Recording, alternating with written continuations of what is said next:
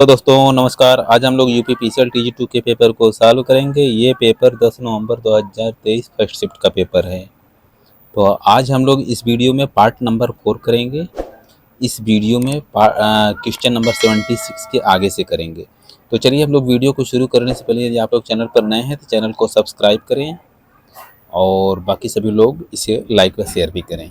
तो चलिए हम लोग वीडियो को शुरू करते हैं। आज का पहला क्वेश्चन है, Which of the following is correct for electric drive.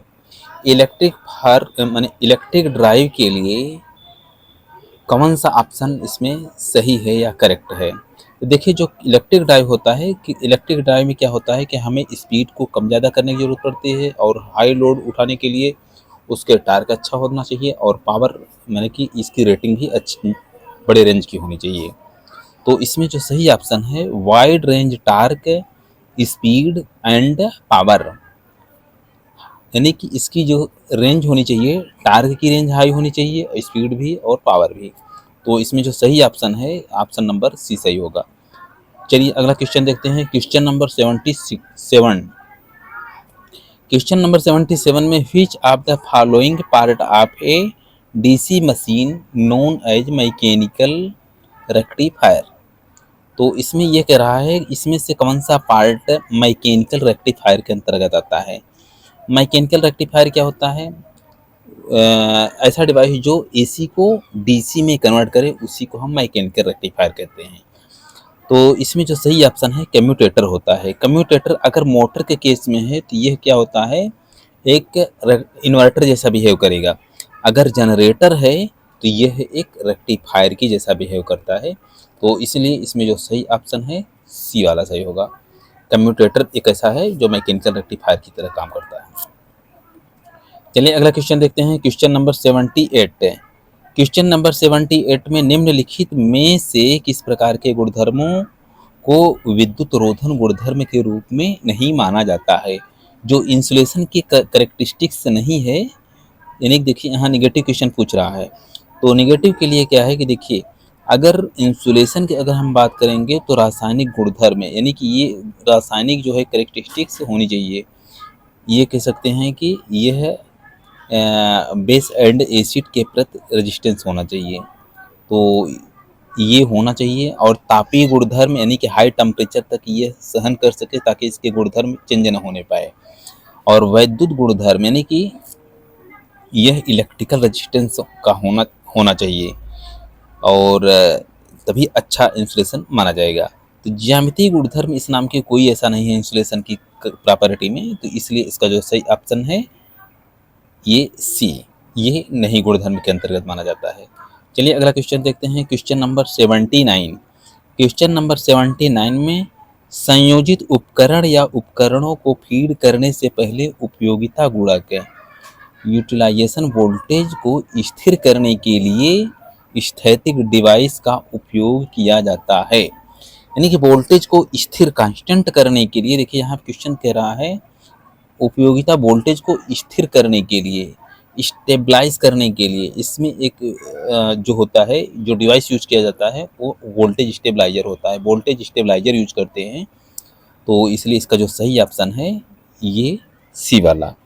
Voltage stabiliser काम है वोल्टेज को स्थिर रखना। अगर मान लीजिए वोल्टेज, इनपुट वोल्टेज अगर घट रहा है, आउटपुट वोल्टेज जो है फिक्स रखेगा। अगर मान लीजिए बढ़ रहा है तो उसको घटा देगा आउटपुट वोल्टेज, यानी कि हमेशा उसको कांस्टेंट बनाए रखेगा। तो इसका जो सही ऑप्शन है सी वाला। चलिए अगला क्वेश्चन देखते हैं। Question number 80।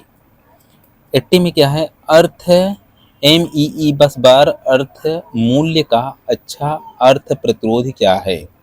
अर्थ प्रतिरोध यानी कि जो मान लीजिए कोई बस बार है उसके प्रति जो प्रोटेक्शन के लिए लगाया जाता है उसका जो प्रतिरोध का वैल्यू होनी चाहिए, उसमें जो अर्थिंग रेजिस्टेंस की वैल्यू होनी चाहिए 1 ओम से अधिक नहीं होना चाहिए। तो इसका जो सही ऑप्शन है ये पहला वाला है, ए वाला, 1 ओम से अधिक न हो। इसका सही ऑप्शन ए वाला होगा। चलिए अगला क्वेश्चन देखते हैं। क्वेश्चन नंबर 81 या 81।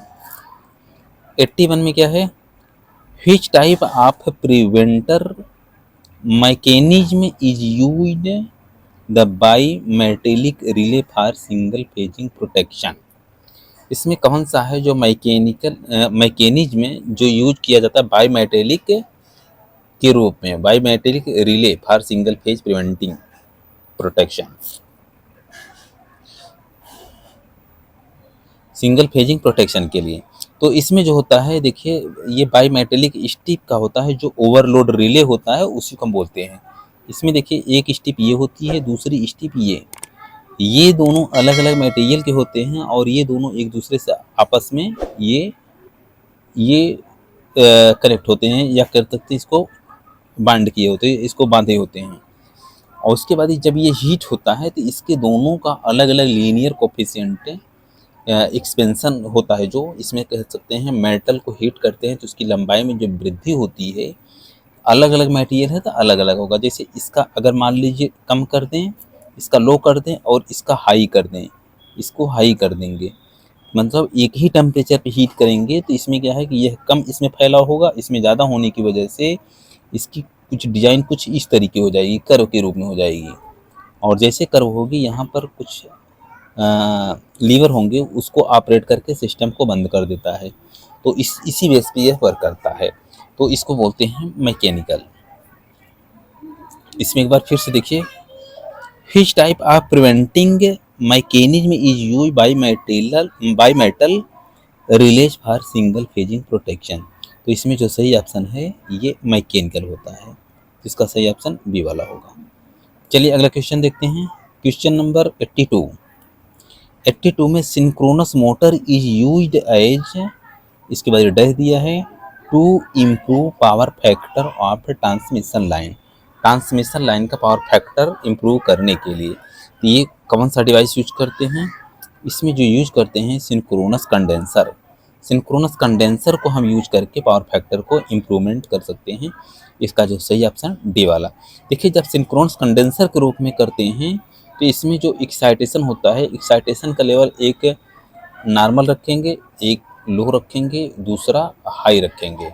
एक्साइटेशन अगर लो रखेंगे तो इसका पावर फैक्टर लैगिंग होगा, अगर नॉर्मल रखते हैं तो यूनिटी होगा। अगर ओवर एक्साइट कर देते हैं, ओवर एक्साइट कंडीशन में यह लीडिंग होता है, और यह ओवर एक्साइट कंडीशन में यह सिंक्रोनस कंडेंसर जैसा बिहेव करता है, इसलिए इसका सही ऑप्शन डी वाला होगा। चलिए अगला क्वेश्चन देखते हैं, क्वेश्चन नंबर 83 में which of the following is correct statement for simple lap winding in A DC generator. Which of the following is correct statement for simple lap winding in A DC generator. अगर simple जो lap winding DC machine है या generator है, उसके लिए क्या condition है, total current, यहाँ देखिए ऑप्शन है total armature current is equal to number of poles multiply current पर पैरेलल पाथ है। इसमें देखिए नंबर ऑफ पर पोल, अब इसके स्थान पर हम और एक फार्मूला लिख सकते हैं, number of parallel path multiply current पर पैरेलल पाथ। तो इन दोनों का मल्टीप्लिकेशन कर देंगे तो टोटल जो करंट होगी वो आर्मेचर करंट में मिल जाएगी। तो इसलिए इसका जो सही ऑप्शन है ये सी वाला सही होगा। चलिए अगला क्वेश्चन देखते हैं, क्वेश्चन नंबर 84 में क्या है, which of the feature is correct for synchronous motor. Synchronous motor में कौन सा फीचर सही है, तो इसमें क्या है कि सही जो ऑप्शन है, speed operation done by changing the frequency. इसमें अगर स्पीड को अगर हम चेंज करेंगे तो इसके जो फ्रिक्वेंसी है इसको हम बदल सकते हैं। इसके speed operation by changing the frequency, changing अगर फ्रिक्वेंसी को अगर हम चेंज करेंगे तो इसके सिंक्रोनस मोटर की स्पीड को हम बदल सकते हैं, यही सही कैरेक्टरिस्टिक्स है। अगर मान लीजिए फ्रिक्वेंसी अगर हम कांस्टेंट रखते हैं तो इसकी स्पीड जो होती है यह कांस्टेंट स्पीड की मोटर मानी जाती है। लेकिन इसमें जो फार्मूला होता है देखेंगे, सिंक्रोनस स्पीड का फार्मूला होता है NS इक्वल टू होता है 120 F/P, यानी कि अगर हम पोल को अगर हम घटा देंगे तो भी स्पीड बढ़ जाएगी, और फ्रिक्वेंसी की वैल्यू को अगर हम बदल देंगे तो भी बदल जाएगी। तो इसलिए इसकी स्पीड को कम ज़्यादा करने के लिए हम फ्रिक्वेंसी को चेंज करके इंक्रीज और डिक्रीज कर सकते हैं। तो चलिए अगला क्वेश्चन देखते हैं, क्वेश्चन नंबर 85। 85 में क्या है, which of the following material has the relative permeability very close to unity, यानी कि वन के आसपास में इसकी परमेबिलिटी होती है, वह कौन सा मटेरियल है। अब चलिए देखिए, इसको हम ऑप्शन से भी ढूंढ सकते हैं। इसमें देखिए वीक मैग्नेट, मैग्नेट अगर कोई है, मैग्नेट की वैल्यू हमेशा एक से ऊपर होगी, एक से ऊपर ऊपर होगी, और यह काफ़ी स्ट्रांग मैग्नेट के अंतर्गत ये परमेबिलिटी उसमें हाई होती है, ये काफ़ी ज़्यादा होगी एक से। और स्ट्रांगली मैग्नेट में भी हाई होगी, उसमें भी कई गुना ज़्यादा होगी। और फेरोमैग्नेटिक मटेरियल में निश्चित रूप से उसमें होती है, क्योंकि यह मैग्नेटिक मटेरियल की कैरेक्टरिस्टिक्स ही होती है कि एक से काफ़ी ऊंचा इसका होता है। लेकिन जो नॉन मैग्नेटिक मटेरियल होता है, यह लगभग एक के आसपास में होती है, यह एक के आसपास में होती है। तो इसलिए इसका जो सही ऑप्शन है ये डी वाला होगा, ऑप्शन नंबर डी। चलिए अगला क्वेश्चन देखते हैं, क्वेश्चन नंबर 86। क्वेश्चन नंबर 86 में क्या है, find the voltage up regulation of a transformer 240 volt is supplied at no load condition and no load condition 240 volt है, and 210 volt applied at full load condition, यानी full load का जो voltage है ये 210 है, ये देखिए ये है FL, यानी कि VFL है, और ये VNL नो लोड कंडीशन में है।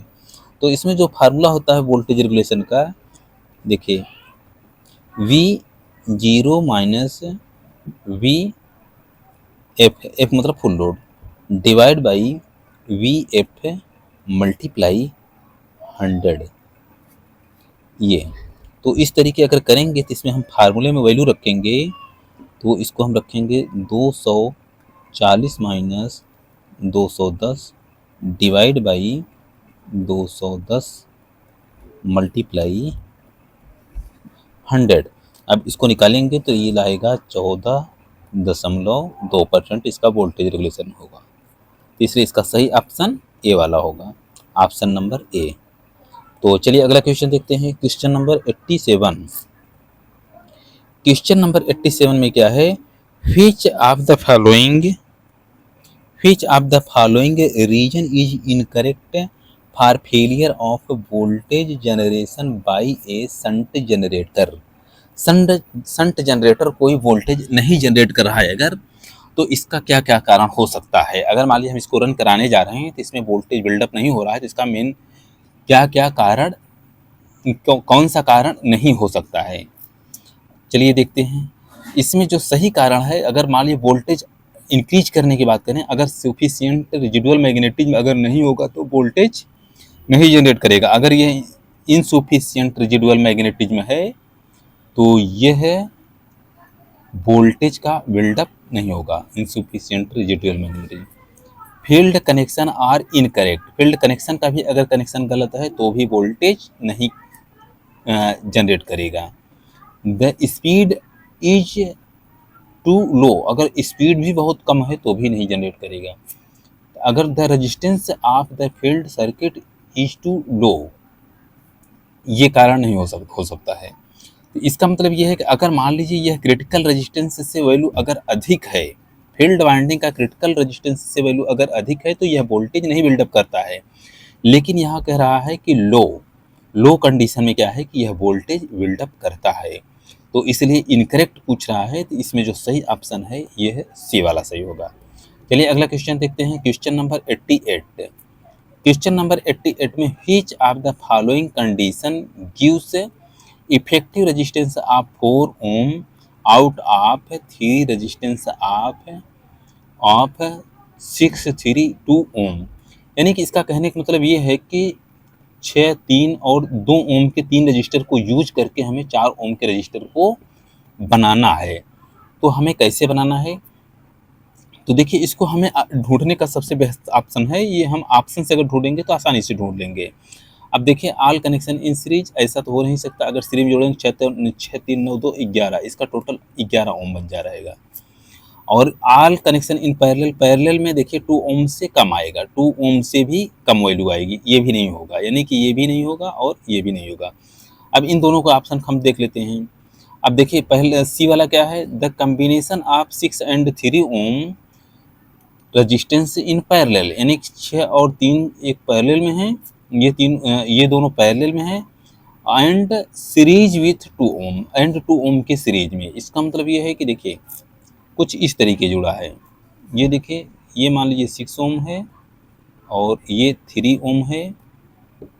अब इन दोनों के सीरीज में ये 2 ओम है, ये 2 ओम है और ये 3 ओम है और ये 6 ओम है। अब इन दोनों को जोड़ेंगे तो यहाँ इक्विवेलेंट आएगा, यहाँ 2 आएगा, तो इसका 2 + 2 यानी कि इक्वल टू 4 आएगा। इसका सही ऑप्शन देखिए 4 इसमें बन रहा है, तो इसलिए इसका सही ऑप्शन सी वाला होगा, ऑप्शन नंबर सी सही है। चलिए अगला क्वेश्चन देखते हैं, क्वेश्चन नंबर 89।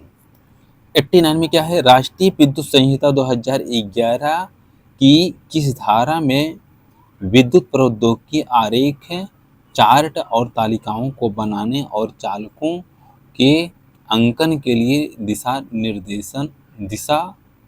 निर्देश शामिल है। तो इसमें जो रूल है, रूल देखिए इसमें 4 के अंतर्गत आता है, धारा 4। तो इसमें देखिए इसमें पूरा धारा वाला, या इसमें कह सकते हैं कि ये जो इलेक्ट्रिसिटी रूल है इसके अंतर्गत देखेंगे तो इसमें ये धारा 4 के अंतर्गत आता है। चलिए अगला देखते हैं, क्वेश्चन नंबर 90। 19 में क्या है, which of the following is correct for slip ring induction motor on motor over squirrel cage. यह कौन सा करेक्ट ऑप्शन है स्लिप रिंग इंडक्शन मोटर और स्क्वायरल केज के रिस्पेक्ट में। तो इसमें जो सही है, acceleration on load is very good. देखिए जो स्क्वायरल केज इंडक्शन मोटर होती है उसका क्या है कि स्टार्टिंग टार्क कैरेक्टरिस्टिक्स हाई होता है, उसका स्टार्टिंग टार्क हाई होता है। जैसे मान लीजिए स्लिप रिंग इंडक्शन मोटर है, इसका कुछ इस तरीके होता है, इस तरीके होता है। लेकिन अगर squirrel cage slip ring induction motor है, इंडक्शन मोटर का ये है, अगर स्लिप रिंग इंडक्शन मोटर है तो इसका स्टार्टिंग टार्क ही काफ़ी हाई होता है, कुछ इस तरीके होता है। तो इसलिए इसका जो सही ऑप्शन होता है, acceleration on load is very good, यानी कि स्टार्टिंग टार्क हाई होता है स्लिप रिंग का, यह इंडक्शन मोटर की अपेक्षा। तो इसलिए इसका जो सही ऑप्शन है ये बी वाला होगा। चलिए अगला क्वेश्चन देखते हैं, क्वेश्चन नंबर 91। 91 में क्या है, a squirrel cage induction motor will have less rotor resistance than starting torque is.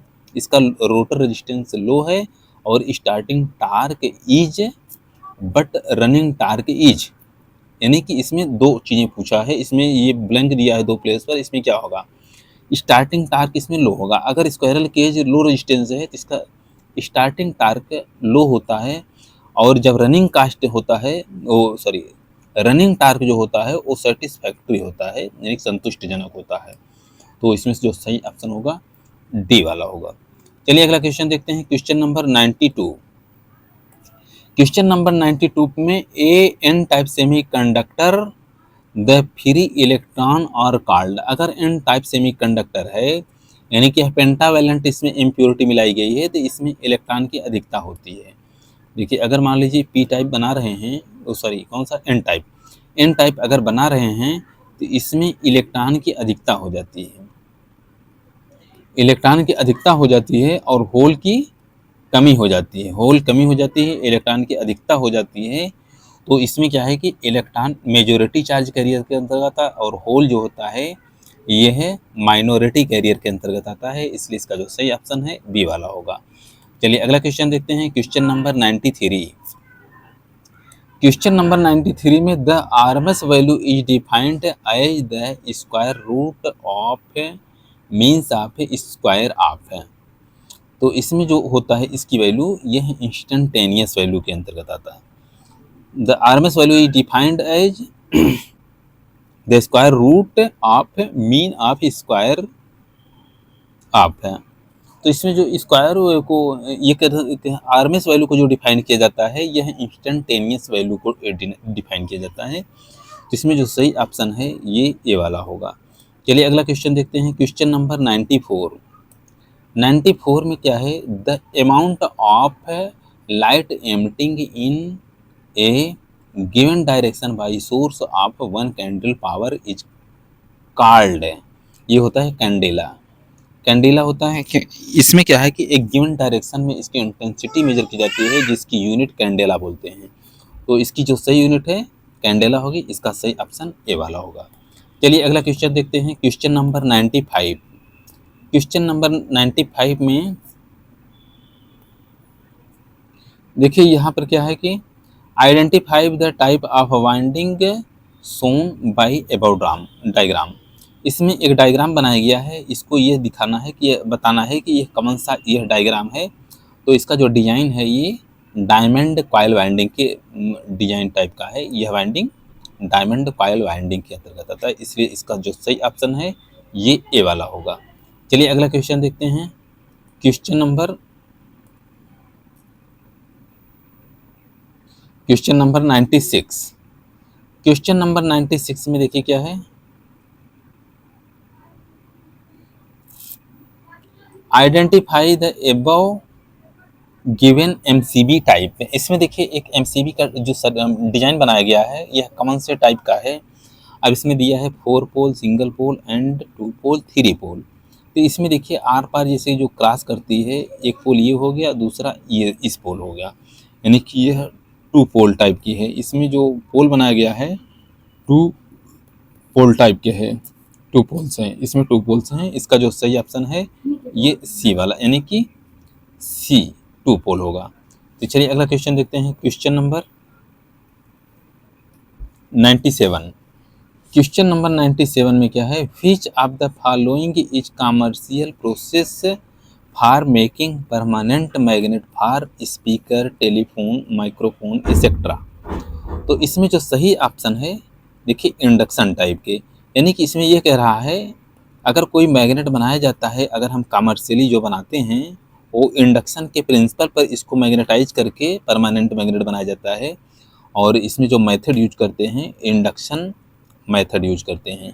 तो इसका जो सही ऑप्शन है ये सी वाला।